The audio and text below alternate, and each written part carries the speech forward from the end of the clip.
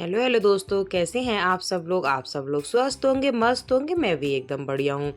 और दोस्तों, आज आपसे मुलाकात हो रही है। मुलाकात हो ही रही है क्या ही बताऊँ। आज मुलाकात हो रही है आपसे, बस ये कवर कवर सारे टेबल से हटाते हुए, क्योंकि आज मैंने सोचा कि इनको धुल देती हूँ, इनको वॉश कर देती हूँ। क्योंकि ये ना काफ़ी दिन हो गए, इन्हें मैंने धुला नहीं था। और ये तो खैर फ्रिज का कवर है, और जो आरओ का कवर है ये तो इतने गंदे नहीं थे, पर डस्ट डस्ट सी हो गई थी इन पे, थोड़े से कलर उनके चेंज से लगने लगे थे। बाकी जो डाइनिंग का कवर है और टेबल का कवर है उसके थोड़े से गंदे हो जाते हैं वो जल्दी, क्योंकि ना उस पर खाना वगैरह भी खाते हैं, चाय वगैरह भी पीते हैं, बच्चे भी हैं, कुछ ना कुछ गिरा देते हैं। तो मैंने फिर हाँ, मैंने कहा धुल ही देती हूँ इनको, क्योंकि मैं नहाने भी जा रही थी। तो मैंने कहा नहाने से पहले धुल देती हूँ, और हाथ से धुल रही हूँ दोस्तों मैंने इनको, क्योंकि मशीन में तो इनके पता नहीं हड्डी मांस कहाँ मिलेगा, पता भी नहीं चलेगा, सारे अलग अलग हो जाएंगे, क्योंकि बहुत नाजुक सा कपड़ा है ना इनका। तो मैंने हल्का सा गुनगुना पानी लिया और उसमें इनको भिगो दिया था, और बस हाथ से हल्के हल्के मसला, और ये आराम से साफ़ हो गए। और मैंने नहाने के बाद इनको डाल भी दिया था। फिर मैंने थोड़ा बहुत और काम किया, तो ये टेबल वाला तो सूख गया। बहुत हल्का है ना, ये बहुत ज़्यादा हल्का है। और ये चादर वगैरह तो मैंने उससे वॉशिंग मशीन से सुखा रखी थी, तो इसलिए सूख गई। बाकी के ये जो गीले रह गए हैं वो मैंने अभी पड़े रहने दिए, तार पे टंगे रहने दिए। मैंने सोचा इनको बाद में करूँगी। बाकी का आवाज़ आती है मंदिर की बारी। मंदिर भी मैं सोच रही थी साफ़ करने को। मैंने कहा आज ही कर, मतलब इसको कर ही देती हूँ। हालांकि मैंने तीज पे मंदिर साफ़ किया था, लेकिन मंदिर का ये रहता है ना, कई बार उमंग तेल गिरा देता है, कई बार ये लोग भी ये भी पूजा करते हैं, तो हर उनका अपना ही रहता है। तो मंदिर में करती रहती हूँ, हर मतलब 7 दिन में एक बार मंदिर मेरा साफ़ हो ही जाता है। नीचे जो मैं बिछाती हूँ ना, वो ऐसे एकदम से तेल वगैरह गिर के एकदम ऐसे हो जाती चिकनी चिकनी सी। तो मैंने कहा इसको साफ़ कर देती हूँ। तो मैंने फिर एक कपड़ा लिया, और ये मेरे मंदिर का ही कपड़ा है, मंदिर का कपड़ा मैंने अलग बना रखा है। तो बस इसको ही मैंने कपड़े से ही साफ़ किया। मंदिर में वैसे भी कहते हैं झाड़ू झूड़ू और उस तरीके से साफ़ नहीं करना चाहिए, हाथ से ही करना चाहिए। तो बस इस तरीके से मैंने साफ़ कर दिया, और इस पे डाल दिया मैंने एक अखबार। अखबार के ऊपर से मैंने डाल दिया एक पॉलीथीन, थैली डाल दी मतलब, और थैली डाल दी। थैली डालने के बाद यही मतलब आटे की थैली थी, इसको मैंने डाल दिया, और ये अच्छे से मतलब इस पर लगा दूंगी। और दोस्तों ना, क्योंकि ये भी पूजा करते हैं तो साफ़ ही मंदिर अच्छा लगता है, और भगवान का दिया ही सब कुछ है, भगवान ने तो सब कुछ दिया है, और उनका ही हम ना करें तो फिर फ़ायदा क्या। जितना आता है उतना कर लो। अब जितना मुझे आता है उतना मैं यही सोचती हूँ कि कर लूँ। बाकी का तो खैर सर्वगुण संपन्न तो खैर मैं हूँ नहीं, मैं क्या कोई नहीं होगा, हर किसी में ही थोड़ा बहुत तो रहता ही है कमी। लेकिन यही है, जितना आता है उतना कर लो। तो मैंने सोचा चलो मंदिर साफ़ कर लेती हूँ। बाकी कि मैंने ये नीचे भी रख रखे हैं, भगवान लड्डू गोपाल हैं, माता रानी है, शिव परिवार मेरे नीचे है। बाकी कि मैंने ऊपर भगवान जी को ना थोड़ा सा ऊपर कील लगा के उस पर मतलब उनको उस पर हैंग कर दिया है, इनकी मूर्तियों को ना। और ये एक छोटा सा मंदिर है, उसके ऊपर मेरे राम परिवार रखे हैं, और राधा कृष्ण रखे हैं, और एक और छोटे से राधा कृष्ण रखे हैं। बाकी कि ये हनुमान जी हैं। इधर कैलेंडर लगा रखा है मैंने ना, दिवाली पे लिया था ये मैंने।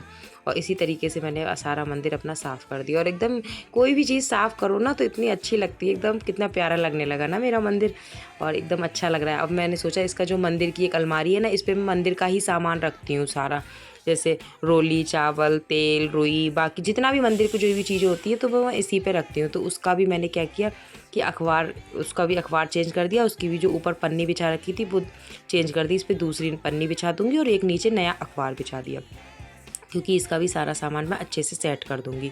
और ये है ना कि यही 2 अलमारियाँ, क्योंकि इधर भी ये लेते हैं, इधर भी यही करते हैं। कई बार ऐसा होता है कि मुझसे पहले यही कर लेते हैं पूजा, तो इस तरीके से रखो तो सारी चीज़ें इन्हें मिल जाती हैं आराम से। नहीं तो ये पूछते हैं कि तेल कहाँ है, रुई कहाँ है, ये कहाँ है, वो कहाँ है। तो इस तरीके से ये फिर मैंने ये एक डिब्बा बना रखा है, जो जैसे कम यूज की चीज़ें हैं, पूजा में कभी कभार यूज आती हैं, जैसे लौंग वगैरह हैं, और वो क्या बोलते हैं उनको, काले तिल हैं, और भी जैसे हनुमान जी वाला चंदन है, ये सारी कपूर है।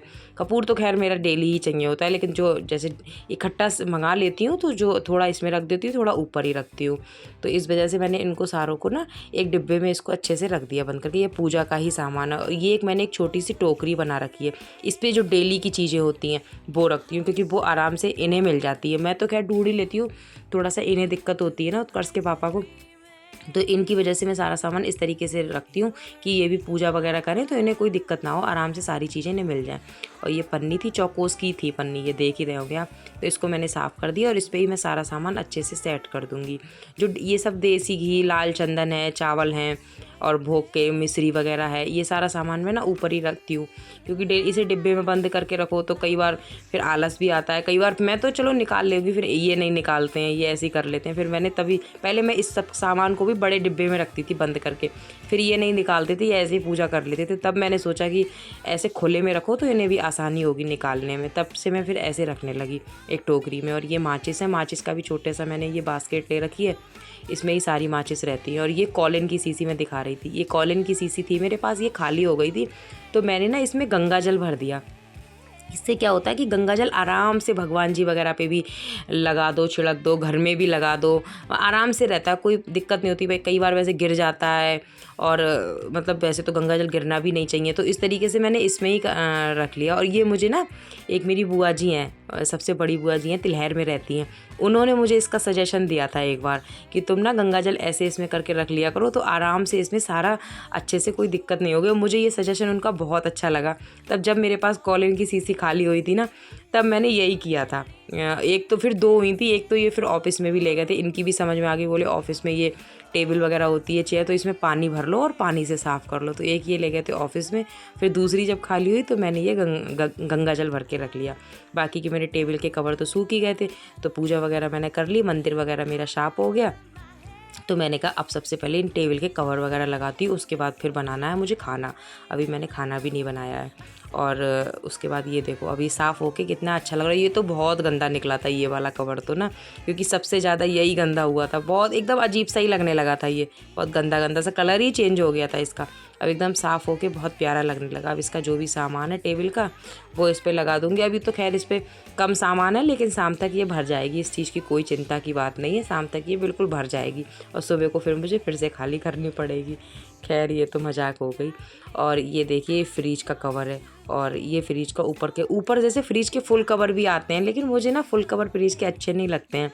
मुझे ऐसे ही बस ऊपर एक डाल दो और फ्रिज ऐसी खुली खुली अच्छी लगती है, मैं फुल कवर नहीं लगाती हूँ। हालांकि उमंग कई बार हाथ मार देता है, मुझे साफ़ करनी पड़ती है, लेकिन फिर भी मैं फुल कवर नहीं लगाती हूँ। और ये मैंने एक आर ओ के ऊपर एक टॉप ही था, मैंने आपको बताया था, मेरे टॉप का ही मैंने इसके ऊपर बना रखा है। ये भी धुल गया था, ये स्टूल का कवर भी धुल दिया था, ये सारे धुल गए थे। अब बारी आ जाती है किचन में। अब किचन में क्या करती हूँ मैं, सबसे पहले तो बर्तन सारे सेट करूँगी। बर्तन मैंने धुले थे तो सारे सूख गए आराम से, अब इनको मैं सेट करूँगी। देखो उमंग आके अपनी कारस्तानी पे लग गया। ऐसा हो ही नहीं सकता है कि मैं वीडियो शूट करूँ और उमंग उसमें ना आए, उमंग का सिद्ध अधिकार है, उमंग ज़रूर ही आता है। खैर कोई बात नहीं, बच्चा है ना, वो स्कूल जाने लगेगा तो वो भी कम ही आया करेगा, जैसे उत्कर्ष कम दिखता है। उत्कर्ष को शौक बहुत है, लेकिन वो हो नहीं पाता। कई बार मैं शूट करती हूँ तो वो टीवी देख रहा होता है, तो वो टीवी में डिस्टर्ब, या कई बार वो होमवर्क कर रहा होता है, कई बार वो स्कूल में होता है, तो वो इतना नहीं आता है। उमंग को तो खैर कोई, उमंग की तो बात ही अलग है। और ये मैं बना रही हूँ आलू टमाटर की सब्ज़ी। तो मैंने आलू सारे कट कर लिए थे, टमाटर और हरी मिर्च मैंने पहले ही धुल के रख ली थी, तो मैंने कहा इसको भी मैं चॉपर में चॉप कर लूँगी। बाकी का मैं प्याज वगैरह तो डालूँगी नहीं, सिंपल ही बना रही हूँ आज बिल्कुल। और ये मैंने छोटे छोटे अखबार के पीस काट के रखती हूँ दोस्तों।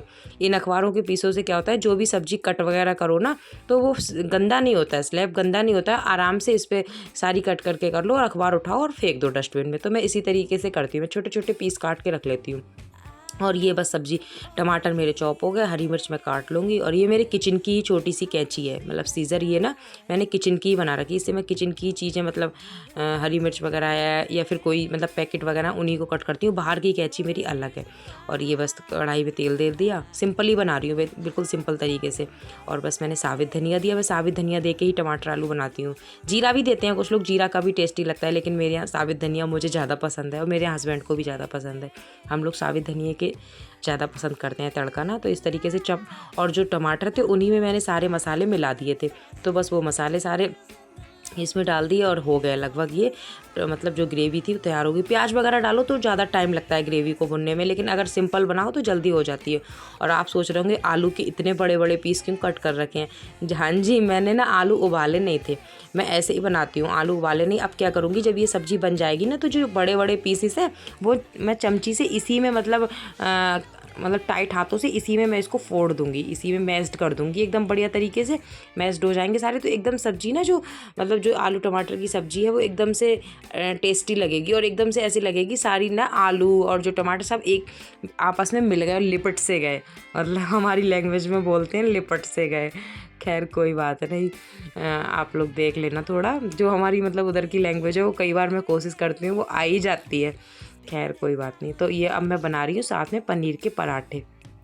ये पनीर के पराठे आटा मैंने पहले ही मल दिया था। आटे में तो वही अपना अजवाइन डाली थी, हींग डाली थी, नमक डाला था और जो मेरी घर की मेथी है वो डाली थी और हल्की सी मैंने मलाई डाली थी जिससे ये क्रिस्पी बने, और हल्के से चीनी के दाने डाले थे यही। और ये टमाटर, ये मैंने पनीर पहले ही क्रश करके रख लिया था और इसमें मैंने हल्के मसाले मिलाए हैं, जैसे हल्दी मैंने नहीं मिलाई इसीलिए वाइट वाइट लग रहा है।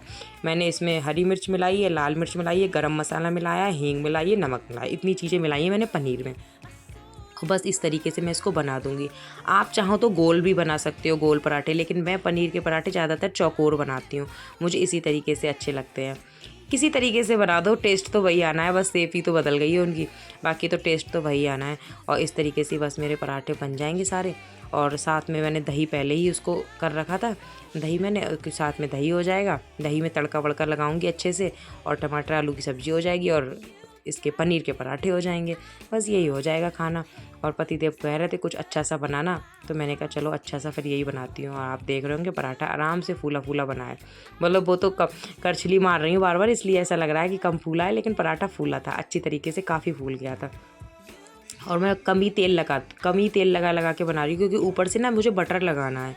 और ये देखिए हमारे पराठे सारे बन के तैयार हो गए। दोस्तों आ जाइए, आप भी खा लीजिए, थाली तैयार है।